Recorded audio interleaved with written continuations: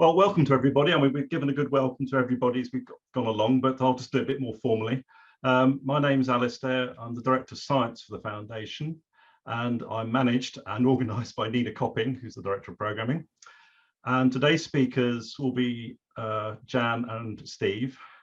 And I'd also like to welcome our new participants, but I think that we've already welcomed. So it's Dr. Lawrence Schwartz, Dr. Travis Craddock, Dr. Nicholas Relu, has he arrived yet? I can't see, and Dr. Ilya Washington. And anybody else, I apologise if we haven't said hello to you. Just a bit of housekeeping. We are recording the lectures, and in fact, we're recording now. So if you can keep yourselves on mute for the time being, and if you can you hold your questions until the end of the two lectures? Because if you do ask a question during the lectures, you will become recorded. Okay, I just thought I would give a little bit of an introduction to this, given that we're having sort of two slightly different areas of science, but obviously mutually working together. To recap, some of you may have seen this diagram before, but one of the Foundation's goals is obviously to facilitate use and understanding of quantum biology to further the process of medicine. And this little diagram we came up with last year. It's basically like a Venn diagram, but also in the shape of a lotus flower. It kind of makes the point that all of fields of science, ranging from sort of the understanding of consciousness to aging, origins of life, energy inflammation, kind of all overlap or underlaid by the areas of quantum mechanics and even obviously thermodynamics as well. And I've just added in there the rod of Aesculapius, which is the sort of the medical symbol for healing.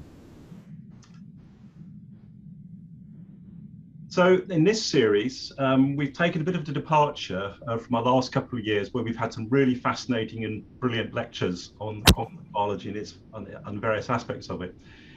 And one of the things we've kind of come to realize, of course, there's always a problem here in taking some really good ideas, which are appearing from all these various groups we're speaking to, and turning into something which actually becomes a practical medicine and treatment for patients. And there is a way of doing this. And so we hope with these lectures that it'll provide a bit of an insight into how we do it. And clearly there is right ways and wrong ways of trying to do this. And there's also a need to generate the pull through for further down the road for funding purposes. And in particular, because we're perhaps approaching this from a slightly non-conventional way, we need to make sure that we get this across, the message across very well. And in particular, we need to show that what we're trying to do here works, and that there's something that the regulators, of whom and so Steve will talk a bit about, are happy to accept. So what we're going to do is, in the format for these series, is to take a deeper scientific perspective from one speaker and more of a translational perspective from another. So this first session, which we're discussing today, is electromagnetic fields and cancer and a therapeutic perspective. And this will be presented by Dr. Jan Pokorný and Professor Stephen Wedge. I will give a more formal introduction in a second. But I thought because we're covering such a wild field of expertise, I'd just give a bit of a background to cancer. And certainly I'm a biologist, so I see this from a certain point of view. But cancer certainly seems to be an inevitable outcome from multicellularity, and it affects just about every form of complex life. Certainly the incidence rises as you get older, but interestingly, as observed by Pito, there are animals which are very big and very long-lived, and they have trillions and trillions of cells, yet they manage to control the cancer and have quite low rates compared to some smaller, shorter-lived animals. So clearly it's modifiable to some degree. There's also some discussion, and although this is not for today, but there is some discussion about whether cancer is primarily a genetic disease or possibly a metabolic disease. And one of our interests has always been to approach these problems from the origins of life. And indeed, looking at the origins of life, there's still some discussion over whether it's information first or metabolic. So we may be able to learn something from this as time progresses. Certainly for humans, it's the second leading cause of death in humans, the second leading cause of death. Only cardiovascular disease is worse, but this is set possibly to change by 2060, with cancer perhaps becoming the leading cause of death. Even today, it has the highest it's the highest cause of disability. And its rates seem to increase with obesity, but are decreased by exercise and calorie restriction. And by that, I mean the incidence. Again, Steve might be able to give us some better details on this, but certainly from what I've been able to ascertain, over a lifetime, there's about a 1 in 5 chance of being diagnosed with it, although the chances are it's probably higher than that. And I've heard some people say it's 1 in 2, but again, I need to see some of the data on that. But critically, we may well always, all of us may develop cancer at some point, but our bodies are very good at getting rid of it. And so we spend most of our lives not really having it. And in terms of treatment, survival has improved a lot in the last 70 or 80 years, but with the caveat that before that, cancer may not have always been diagnosed. And certainly the improved survival has had a lot to do with early detection. So catching it early, as I think you all know, is really, really key in this. And it's when it metastasizes or spreads through your body that it gets more serious. To date, one could say a generalization that a lot of treatments for cancer have revolved around inducing the cells to die. One of the processes which they do this is a natural process called apoptosis, but there are many forms of this. And usually this is by pharmaceutical means or by radiation, and certainly more recently by immunomodulation. And this is actually quite an interesting area because it points to the fact that cancer, in some ways, like viruses actually, can suppress the immune system to its own end. So if we can reactivate the immune system, we can actually get rid of it. And as I've mentioned, one of the key mechanisms that we have as multicellular beings to deal with cancer is that nearly all cells in your body have the ability to commit suicide, die for the greater good. And certainly, and I don't know if this award is still out there, but so far nobody's managed to find a single cell from, say, a human which can survive on its own. When you take cells away from their buddies and put one cell into a dish, even if it's got all the food it needs and everything else, it will die, i.e. it needs to cooperate with other members of its kind. And this could be quite important in the long run. I just thought I'd just put a few words on about Otto Warburg. Those folk involved in cancer research will be very, very familiar with this. Otto Warburg was a scientist born in the late part of the 19th century and won a Nobel Prize on his work on cancer metabolism. And he characterized something about the biochemistry of most cancer cells. And this is this process called aerobic glycolysis, kind of reverse the Pasteur effect. And basically, it seems that cancer cells not only can they respire, i.e. use oxygen through the mitochondria, but also use glycolysis, which is a way of producing energy, but without respiration. And essentially, it enables the cells to not only use energy by respiration, but also to produce endless amounts of molecules, which can help it grow and survive in what is quite a stressful environment. And initially, this was thought that this was actually due to a mitochondrial dysfunction, and so everybody thought, oh, we've cured cancer. But as it turns out, this is actually not quite as simple as that.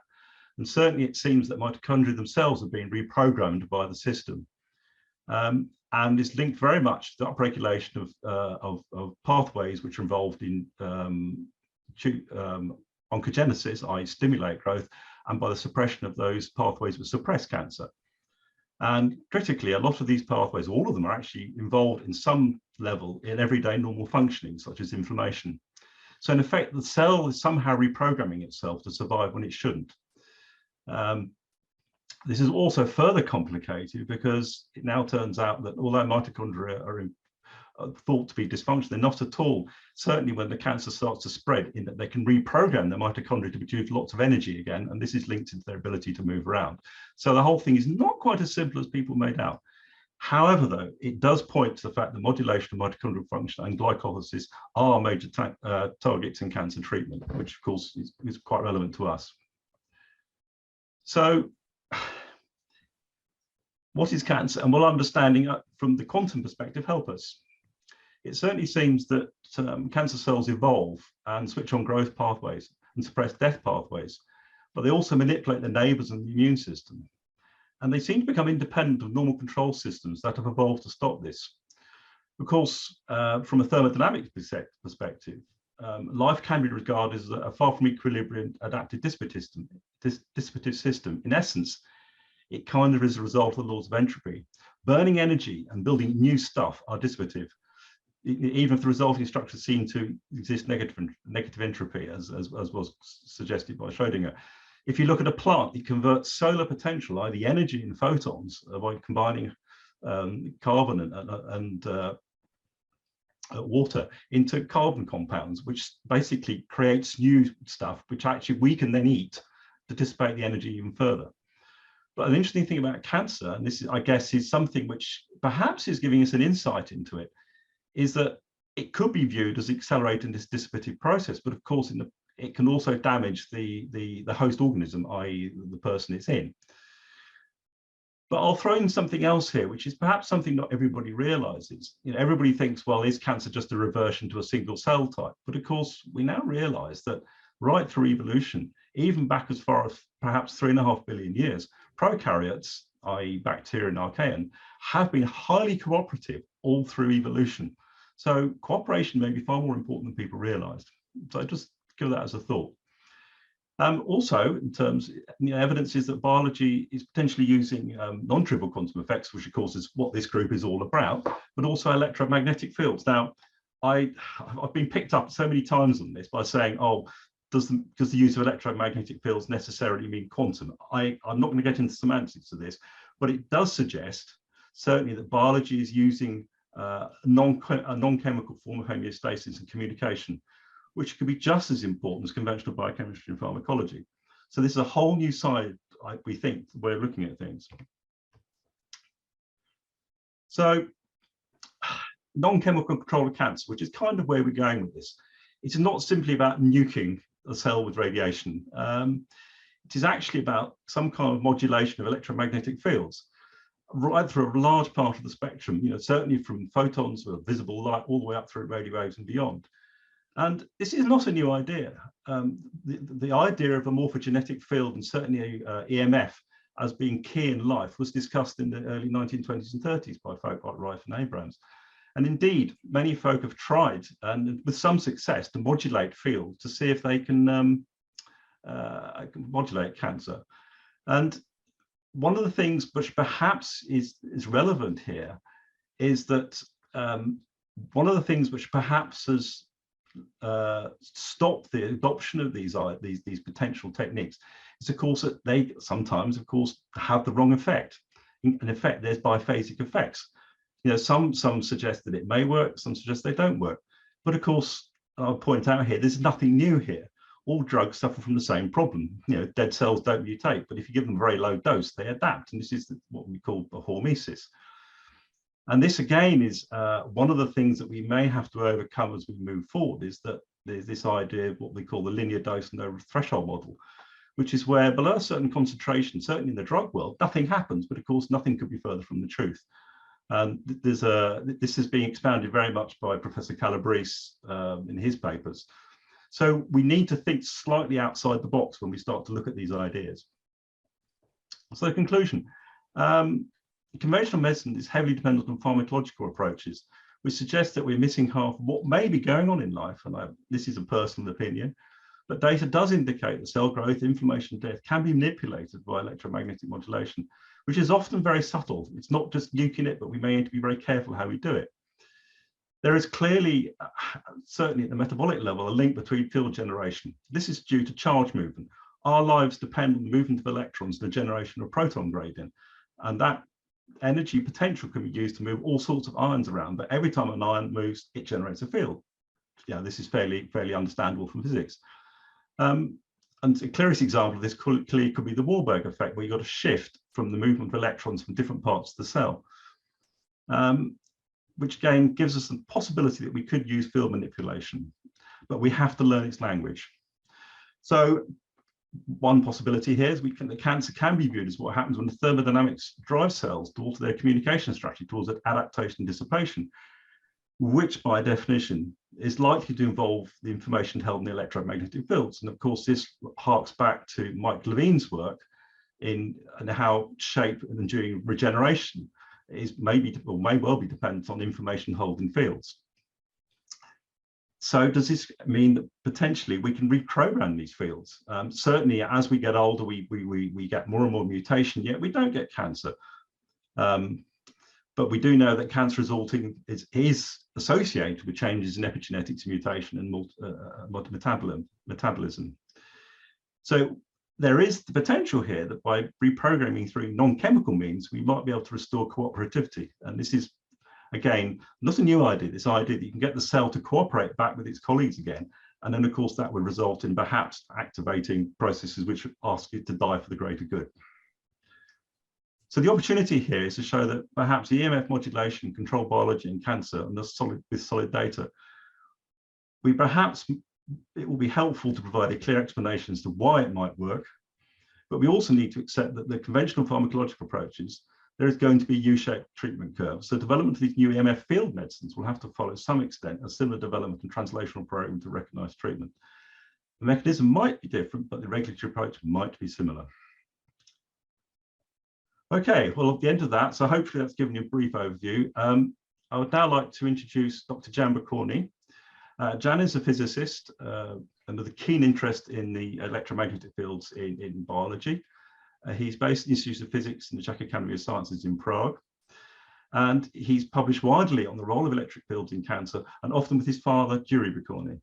He has focused on mitochondria, not just only because of the Warburg effect, but because they generate very large electric fields. And certainly, as you probably know, the field potential across the inner membrane of mitochondria is close to that of a bolt of lightning, which is a favorite quote, but that's over 3 million volts per meter. This suggests strong links with oxidative metabolism and coherence, but also links very well into the electrodynamics of disease states and the ideas of Froelich, I'm sure all of you are familiar with.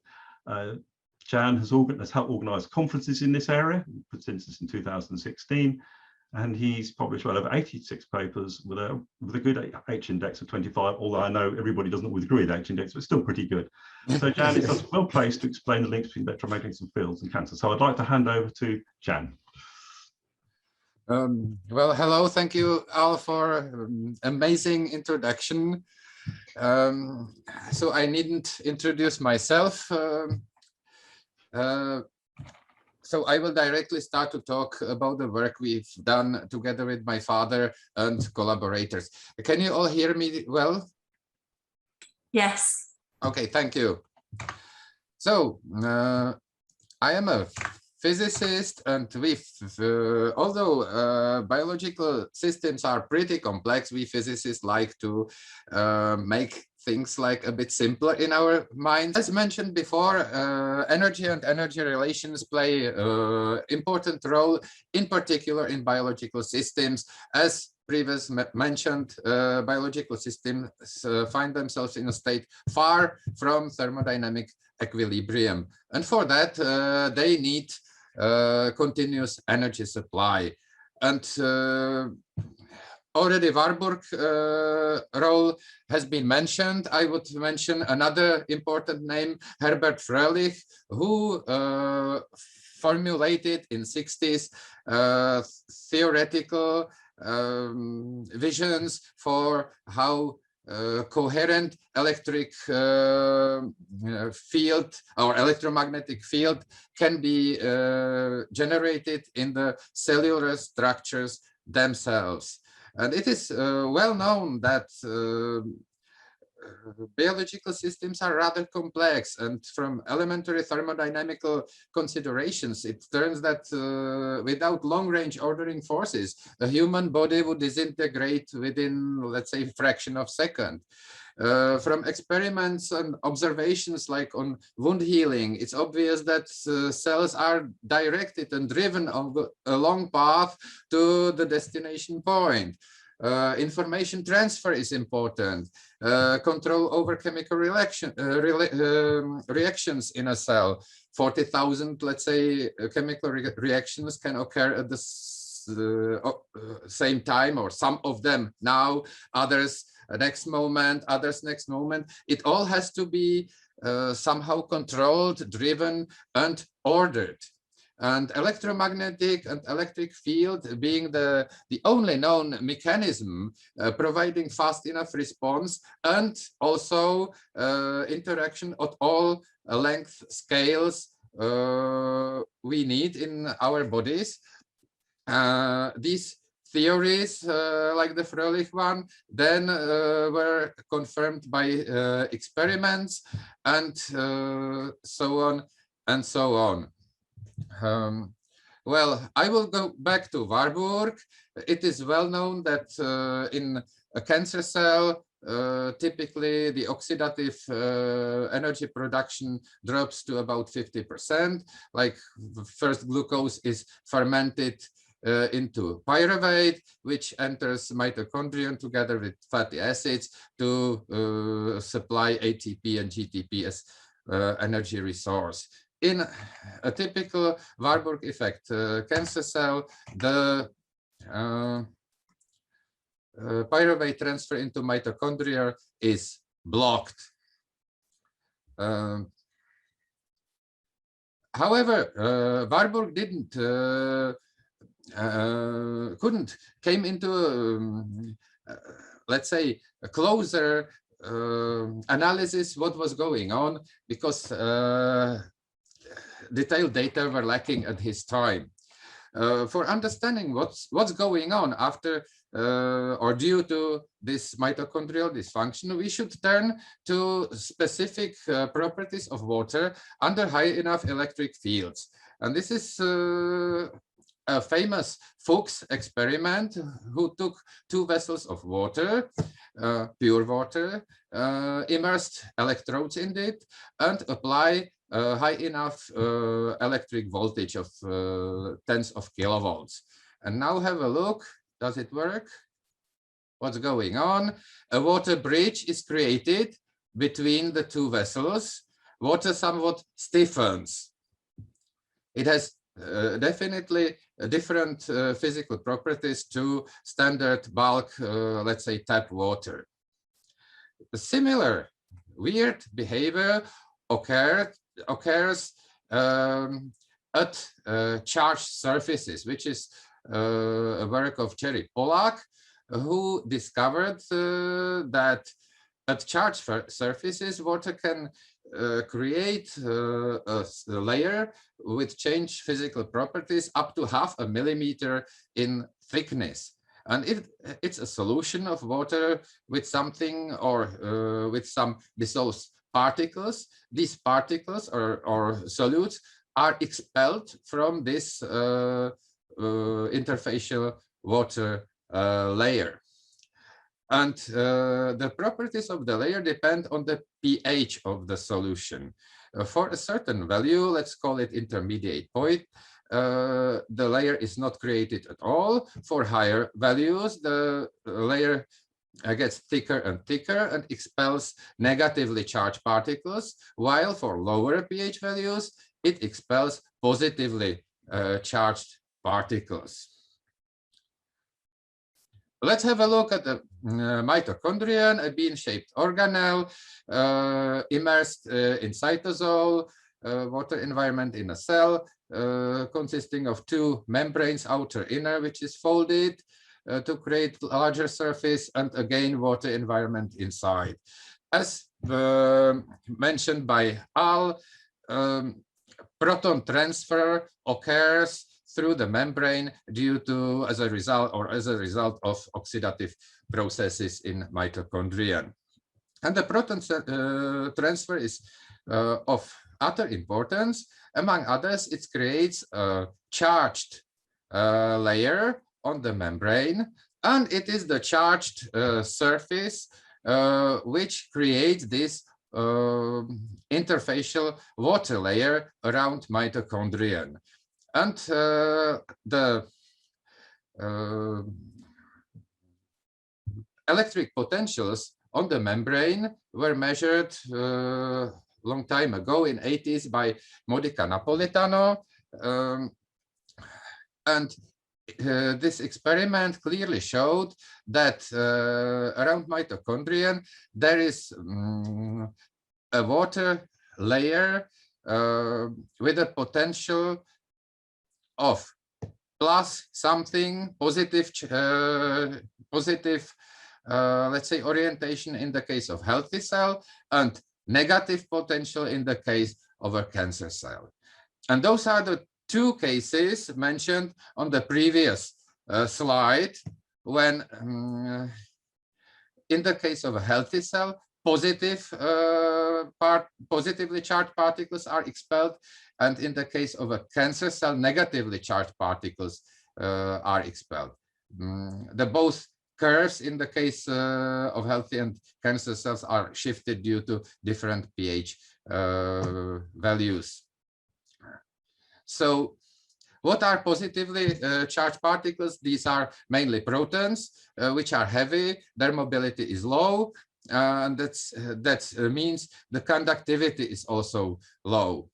Negatively charged particles, electrons in this case, which the ordered water layer can be donor of, as discovered by Pollack, are lightweight, that means highly mobile, so that they create a highly conductive environment around mitochondria, which can heavily damp electromagnetic field. And we suppose that disturbed electromagnetic field leads to disturbed long-range ordering forces, and the morphology changes into a chaotic image. Also, biological structures are strongly nonlinear, which means the oscillating frequency depends also on the energy stored into the oscillating system, or amplitude, if you like, which means lower amplitude, frequency shifts to higher values. So the cancer cell and healthy counterpart have different oscillating frequencies, so they cannot communicate to each other. So the overall picture changes in the pathway Warburg effect, damped electromagnetic signal, disturbed ordering forces, and morphological change in the tissue. This all is heavily supported by experiments. Increased damping of the cancer tissue or even precancerous lesion was measured by Vedrucci et al. Now the question is, what about somatic mutations? Well, it is well known that chemical reactions can be heavily controlled by electric or electromagnetic field. For example, enzymatic reactions can enhance their rate in strong DC field up to, let's say, 10,000 times. The question is, how about convenient AC field with a frequency corresponding to a resonant frequency of valence electrons? Because in such a case, resonant effects should be in action, more efficient by many orders of magnitude. And we suggest a hypothesis only, with no experimental support yet, that in this way, chemical reaction in a cell could be controlled in a very efficient way, including data storage into DNA. And if this control breaks due to damping, then random effects could occur, including arbitrary changes in the DNA in cancer cells. But it's a suggestion or hypothesis only. So if we are right, there is a pathway from Warburg effect through damping disorder, including oncogene mutations. However, even if we are right, there is now a question how Warburg effect can be created without genomic mutation. And the answer is very simple. In the recent, let's say, 2 decades, due to advances in nanotechnologies, cellular metabolism has been studied in detail, including cells inflicted by various viruses. And all the viruses in question studied so far exhibited a kind of Warburg effect. Typically by breaking, let's say, the pathway before oxidation in mitochondria, typically by decomposing pyruvate to lactate. So as a result, there is lack of pyruvate in a cell, which leads to a similar situation as if the pyruvate transfer to mitochondrion is blocked by the oncogene mutation. And we extensively studied one of the viruses in question, which is a relay virus, or lactate dehydrogenase elevating virus, revealed in 1960 by Riley, which is a virus typically found in mice. It's called an ideal or perfect parasite because it doesn't cause any disease, it doesn't morphologically change the cell, it just increases the LDH enzyme value or contents in a cell, so that this fermentation of pyruvate occurs in a cell, so that the virus can get the energy. The only thing it does, parasitic consumption of energy. And we investigated about 12,000 cases of various tumors and compared with healthy blood donors. And we studied leukocyte adherence inhibition. That means immunological response of T leukocytes to antigen. And the antigen was either specific tumor antigen of the same type as the tumor occurring in the patient. And the second antigen was the LDH virus antigen obtained from serum of mice infected with the virus. And surprisingly, statistically, all the cancer patients exhibited immune response to both the specific tumor antigen and from the non-specific virus antigen.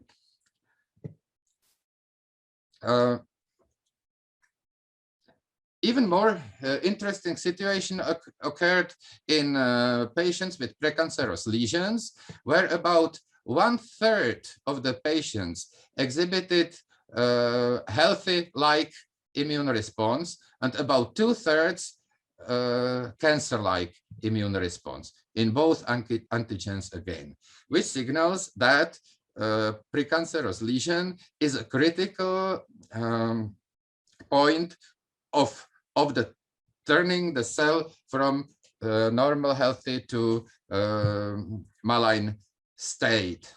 And what was also interesting, the result was irrespective to the lesion development grade. So we have such a scenario of virus causing parasitic energy consumption, which leads directly to mitochondrial dysfunction, or virus or other reactants causes oncogene mutation leading to inhibition of pyruvate transfer, again mitochondrial dysfunction, damping of electromagnetic field, and typical malign behavior as a result, together with randomizing of biochemical reactions. The same scenario can be caused by direct short-circuiting the cell by nanofibers such as asbestos fibers. So this is what we call Warburg effect cancer cell. To make things more complicated, there is another phenotype called reverse Warburg effect, which is an example of pathological cooperation in tissue when the cancer cell has fully functional mitochondria, but it enslaves the surrounding fibroblasts, which exhibit Warburg effect. And the fibroblasts feed the cancer cell with energy-rich metabolites. And these cancers are extensively aggressive, metastate from the early stages, and are a real trouble with poor outcome for the patient. So in medical application, I would say the problem is that most screening techniques do not utilize physical properties of cancer cells, which are highly different from the properties of healthy cells. And if these are used, we could get quantitative data such as damping of the field in a tissue, which has been successfully used for cancer detection or even precancerous lesion detection, and which could clearly show is it dangerous or not. So far, histopathological microphotographs must be evaluated by really experienced medical doctors, and still it's sometimes very tricky to assess what's going on there. Exact quantitative measurement could show it clearly. Other parameters in question involve frequencies of the generated field. Higher frequencies, Warburg effect cell, lower frequency, reverse Warburg effect, and so on. And also we can improve field involving therapies if we can use resonance, including like these helmets, which are used for treating glioblastoma, brain tumors, or hyperthermia, which is a microwave heating of the tissue. If we can keep the resonant condition, the efficiency could be much higher, which is a bit tricky because the oscillating structures are nonlinear, and it means creating and engineering a very sophisticated feedback control so that the resonance is maintained.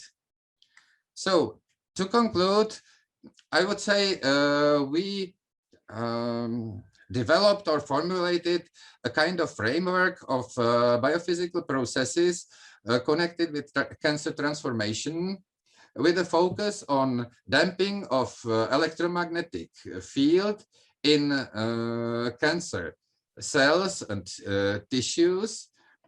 And I would like to stress out that any agent, including viruses or whatever, which disrupts the cellular energy system, can cause serious pathologies, not only cancer. Thank you for your attention.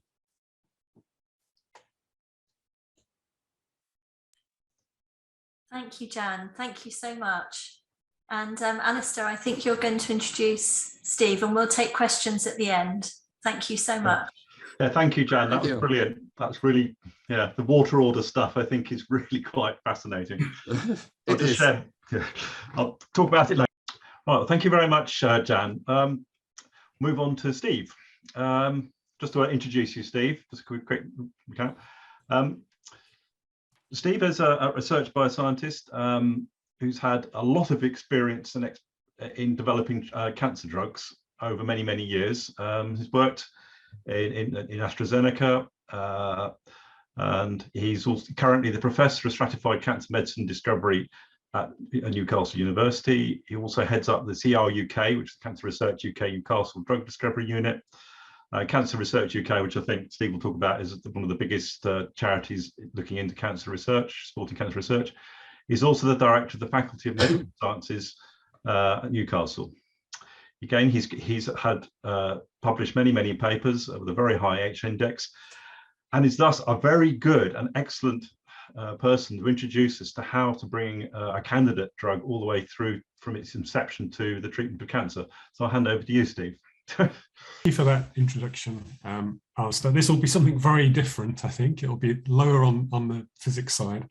But actually, I have worked on cancer metabolism as a therapeutic approach as well. So maybe we can touch on that during the course of this. So as was said, I manage a cancer drug discovery group, an academic group in Newcastle in the north of the UK. And that's wired more into this Cancer Research UK network. And I'll talk more about that because we recently started to bring that together. I think it's an exciting time. So if we get on to that. So I thought what I'd try to do in the next 15-20 minutes is just try and cover the following. Firstly, tell you a little bit more about CRUK and its model for working translationally on therapeutic discovery and working in partnership with academics. Secondly, just a very high level view of small molecule drug discovery, just to give you a flavour of that. That's because that's really what I do.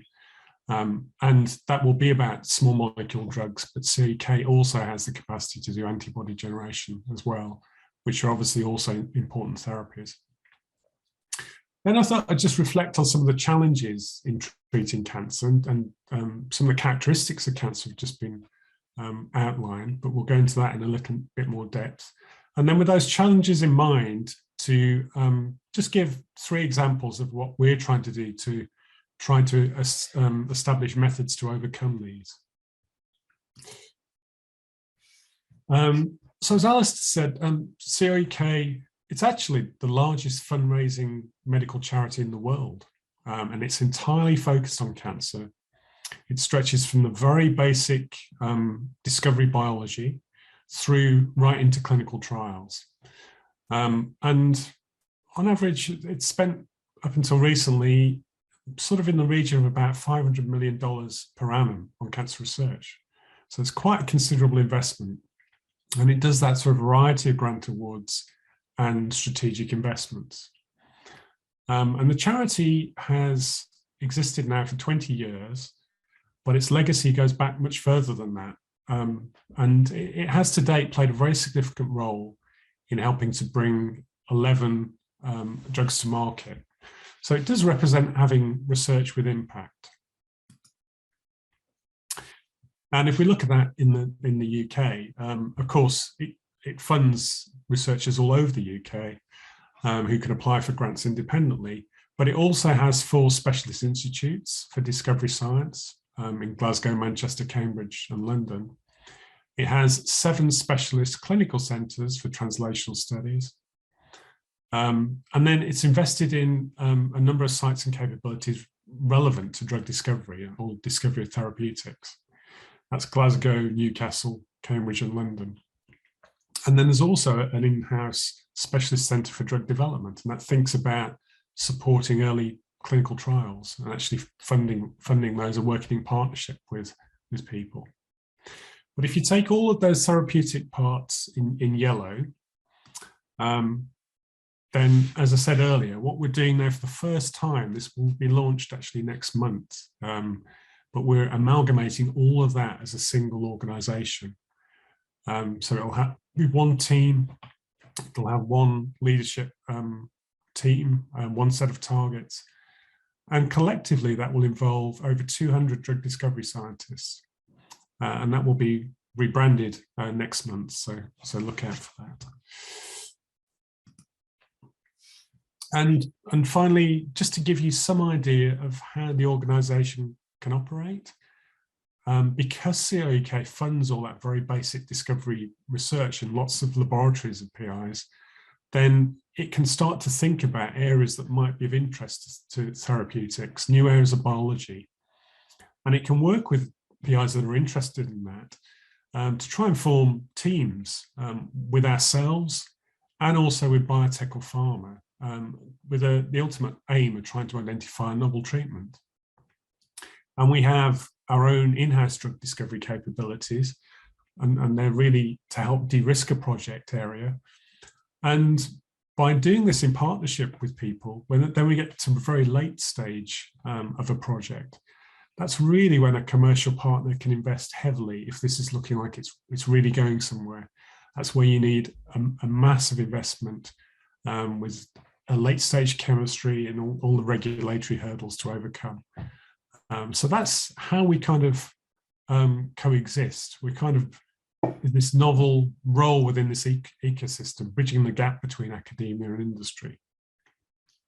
And our single driver to do this really is simply about realizing patient benefits. There's no shareholders at CRUK or any drivers like that. And any medicine that's approved, any of those profits are returned straight back to the charity, and they're invested into cancer research.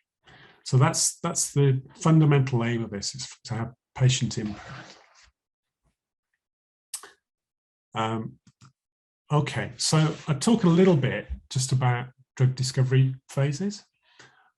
Firstly, we have target selection and validation. This is really important. We spend a lot of time trying to validate targets from literature, and possibly 85%, or maybe even higher, we can't validate. Multiple reasons for that.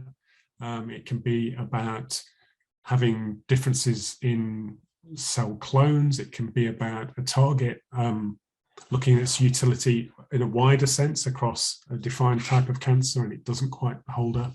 So there's a lot of things that we go through to try and convince ourselves that the target is valid. And that's really important, because we're talking about considerable investment here as we get later down into the drug discovery phase. So we have to be quite confident it's a target we believe in. We then look for hits against the target using different chemical screening approaches. And then when we have something, we have to validate those hits with orthogonal methods, because quite often there are false positives. And then we work that through into a lead series, take that further into a series that's optimized, and then eventually we identify a drug candidate. And then there'll be additional supporting studies to get that into patients, like regulatory toxicology, formulation, research, etc. So an awful lot involved in this. And this is just an example. So these figures are completely made up. But if you look at this, if you're looking at driving against a target, you probably have a functional assay. And it could be, for example, a recombinant enzyme assay, something like that. And you'll end up with the starting value. And then you get selectivity of a certain fold against maybe a reference target. And then when you're in lead identification, you want to get more potency with that, more selectivity, and you start to look at in vitro parameters. So that's really about looking at whether the compounds are metabolized by hepatocytes, or it could be P450 preparations of enzymes that might be in the gut or the liver. So you're trying to predict whether they're going to be permeable and stable and drug-like. And then when you get into lead optimization, it gets more complicated. Again, you want even more potency and probably selectivity. You want to know exactly in vivo how the compound performs. And then these other things that are relevant to development, including whether you can scale up synthetic routes and what pattern position you have. So quite a range of activities. And I think what people quite often think is that when you're driving against a target, it's about potency and selectivity, and that is important. And actually greater selectivity often comes with potency. But when you get into that lead optimization phase, it's a huge balancing act. So it's not only potency selectivity, it's all these other things as well. So for example, does it have any activity against a channel in the heart that could, does the HERG channel involved in cardiac repolarization? You'd have to avoid that. Or it could be a chemical series that has some completely unpredictable toxicology associated with it that you have to understand and weed out. It can be about its physical chemical properties. Does it have the right properties to be a drug, to get across the membrane, be stable, as we said? Or for example, to have the right properties for oral administration. And then it's pharmaceutical properties as well. Does it take up water easily? What does it taste like? So there's a whole host of things, and it becomes this big balancing act. And often what you end up with is the candidate molecule, which has the best balance of these features. So it's not only the most potent and selective. So there's an awful lot of that in drug discovery. The other bit I just wanted to convey is that drug discovery really takes large teams of scientists to work together. It needs that critical mass to work on a therapeutic portfolio. And of course, there's a lot of risk in projects as well at multiple stages. So our bioscientist teams, they work on the validation of targets in cell systems using genetic or chemical means. They develop the assays for testing of compounds. They develop biomarker readouts so that we can look at target engagement with the proteins. And then they'll also set up the in vivo models and explore the pharmacokinetics as well. And increasingly, we're also looking at ways of using primary patient material as well for drug testing. We then have people that work just on biophysics and crystallography, so they'll make the target protein. They'll understand give us understanding of what it looks like, how we might interfere with it. And they'll set up the screens for molecules that bind to it. And then in addition, very important, of course, we have our medicinal chemists. So they make alterations to the molecule. So when you've screened and you've got a hit molecule, then they can systematically change chemical points around the molecule. And very small, subtle changes can have a very, very big effect. So they do this iteratively. And of course, this is about working in partnership with the bioscientists and structural biologists to then test them. That's something we call the make-test cycle. So they make them, we try and deliver the data, and that informs which molecules they make next. Okay, so challenges in treating cancer. Of course, at a histological level, you're made up of many specialist tissues, and cancer can arise from any of these. So it would be over 200 diseases based on a histological characterization. But within each one, for example, breast or lung cancer, then there are many different subdivisions according to the varied molecular drivers in those. And so the idea that we can find a single cure for cancer is just far too simplistic. What we really need is to target treatment options for different subsets of disease. As was stated earlier, to arise in the first place, tumours have switched off their normal regulatory signaling. They've lost tumour suppressor control, or they utilise proteins as oncogenes to drive cancer progression. And while they can express lots of different abnormal proteins, they've also evolved mechanisms to avoid detection by the immune system, as was also highlighted.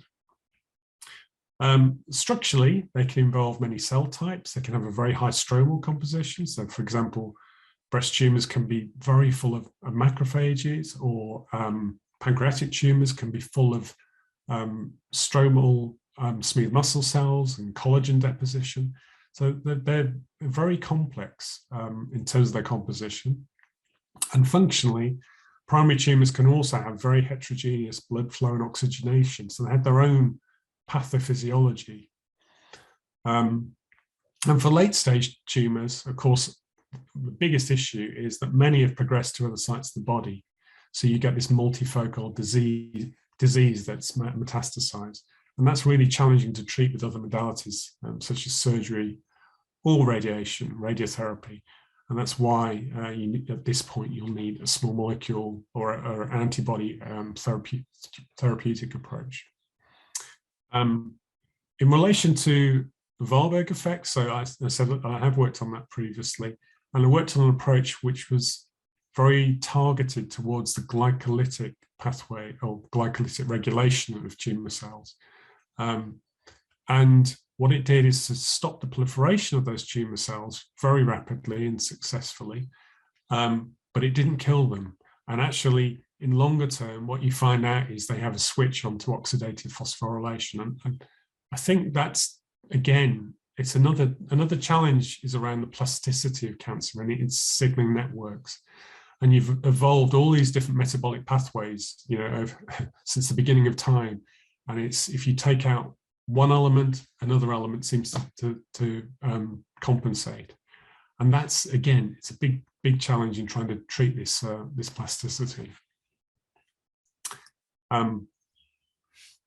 And for drug discovery itself, well, I think, as I highlighted earlier, there is really challenging to identify the relevant target proteins that are really driving the tumor. And what you want to, or what we have to do, is try and find those that can be targeted without being toxic to normal tissues. So they need to have this therapeutic index. And then you need ways of technically regulating their activity. And then also finally being able to devise some kind of meaningful clinical trial that you can implement, and it's quite rapid and can make a decision in the clinic in patients as to whether this is effective or not. And in relation to clinical trials, we spend a lot of time there thinking from a very early stage about the concept of patient stratification. So which subset of patients are likely to respond to a given therapy right from the outset. And for tumor cell intrinsic targets, people have now constructed these huge tumor cell panels. So they've got hundreds of cell lines, and they've been molecularly annotated for every individual gene, for their expression level, mutations, amplifications. And then you can either use genetic methods to manipulate each of these so that they've all been CRISPR screened, or you can test small molecules. And then you can use all that information to try and work out prospectively what patient might respond to a given target. And then ultimately, you can try and match that up with patients following appropriate molecular profiling of their tumors. So there's a lot of trying to predict this at an early stage. And because of that, these are very powerful genetic methods, and you can apply them in different ways. And so we've established this group. It's at the Milner Institute in Cambridge, and it's got 16 people involved with it. And they're really CRISPR-Cas9 experts. You can see at the bottom of the slide here, it's just another publication from in the literature, which shows that you get a much clearer output when you're working at scale across cell lines if you compare CRISPR with shRNA-based approaches. So with this is in partnership with AstraZeneca. The specialized laboratory can carry out 100 or more full genome screens a year. And it's also looking at additional technology development to look at, for example, CRISPR gene activation methods, or to apply them to more complex models like organoid models. So it's a key resource to have access to, and that's one of the things we've established to try and help. Another thing is around trying to assess drugability or ligandability of a protein target. And we're now dealing with more challenging targets and different types of targets like protein-protein interactions that are more hard to get at. Well, one of the things we've done in our group in Newcastle is to focus lots of efforts around establishing something called crystallographic fragment screening.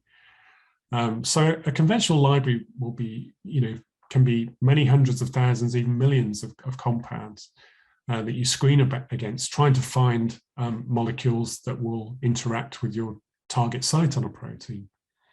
But with a fragment screen, you can use a lot fewer molecules and much smaller molecules than you would find in those traditional screens. And by using structural methods, you can resolve exactly where the fragment's bound, and then you can work out how you need to grow it, or maybe to attach it or to another fragment that's bound in the same sort of vicinity if you've got the right orientation. And that's how you grow and progress molecules to gain affinity. So this technique's established, but what we did in Newcastle was something a little bit different. This is the work of Mike Waring and Martin Noble in Newcastle. And what they did is to make even smaller fragments that contain very heavy halogenated atoms, so bromine or iodine. And they also contain these paired groups for productive hydrogen bonding. And so when you use these in a crystallographic screen, they're very weak interactions. But the halogen atoms, they give an anonymous scattering of the X-rays. So they have a very strong absorbance and they change the diffracting X-ray phase. And because of that, you can unambiguously determine how the fragment is bound. If you look at B and C here, very small changes in the binding conformation, but you can resolve it because of the way the halogen is and the signal it gives out. So we found this very useful for experimentally determining if a protein is likely to be druggable. And then I'll just set this off when we talk. Finally, immuno-oncology, as we've heard, has had a massive resurgence and impact in oncology. And so we've set up lots of specialist assays in-house to be able to look at immuno-oncology targets. And that includes myeloid cell assays and T-cell activation assays. And what I just showed you, we're not working on T-cell receptor therapies, but it's just to visually represent. The red in here are an esophageal tumor line, and the green are CD8 positive T cells.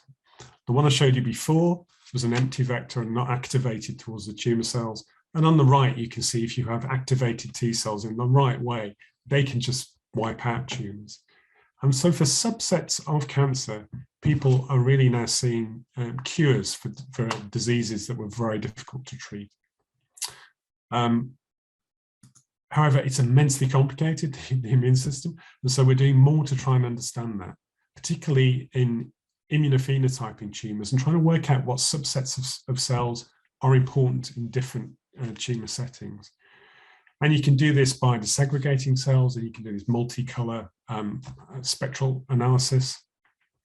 Or you can also use these, this is a breast tumor sample obtained through a collaboration with the University of Leicester. And you can use multicolor IHC to try and resolve, in this case, there's a target of interest. And then we got markers of macrophages, monocytes, endothelial cells, neutrophils, and other tumor markers.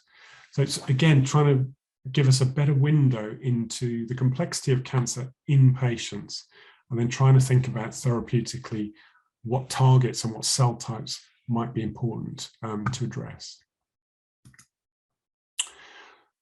So lots of challenges, but I think, genuinely, this is a really exciting time for cancer research. I think there's lots to be optimistic about in applying new technologies to understanding disease and treating it. We're trying to use more advanced models and gain feedback from the clinic, and that can be on biomarkers before or upon treatment, for example. And wherever you work in this, in terms of going from a very early concept into the clinic, you can't do all of it in isolation, even if you're a large pharmaceutical company. It really requires this convening of discovery and translational and clinical scientists. And so collaboration is key, and that's really the model around which the CRUK effort is built. Again, with a drive to delivering patient benefit.